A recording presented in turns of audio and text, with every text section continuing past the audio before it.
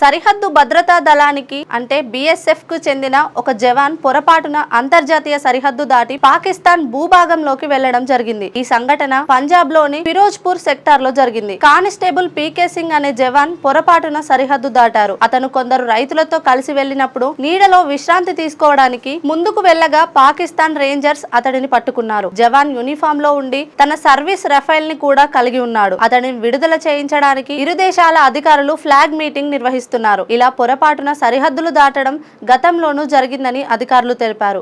ఈ సంఘటన జమ్మూ కాశ్మీర్ లోని పహల్గామ్ లో జరిగిన ఉగ్రదాడి తర్వాత ఉద్రిక్త పరిస్థితులు నెలకొన్న సమయంలో చోటు చేసుకుంది. అయితే ఇలాంటి ఘటనలు గతంలో చాలానే చోటు చేసుకున్నాయి. 2019లో బాలాకోట్ వైమానిక దాడుల తర్వాత జరిగిన ప్రతిస్పందనలో వింగ్ కమాండర్ అభినందన్ వర్ధమాన్ యొక్క MiG-21 బైసన్ యుద్ధ విమానం పాకిస్తాన్ భూభాగంలో కూలిపోయింది. పారాషూట్ ద్వారా దిగిన అభినందన్ ను పాకిస్తాన్ సైన్యం అదుపులోకి తీసుకుంది.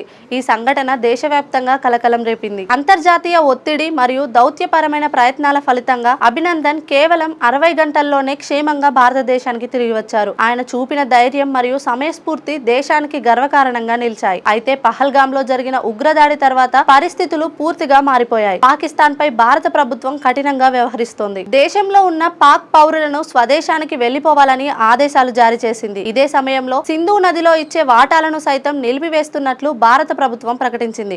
మరోవైపు పాకిస్తాన్ సైతం ఇండియాకు ధీటుగానే సమాధానమిస్తుంది. సింధు జలాలను నిలుపుదల చేస్తే యుద్ధాన్ని కోరి తెచ్చుకున్నట్టే అని వ్యాఖ్యానించింది.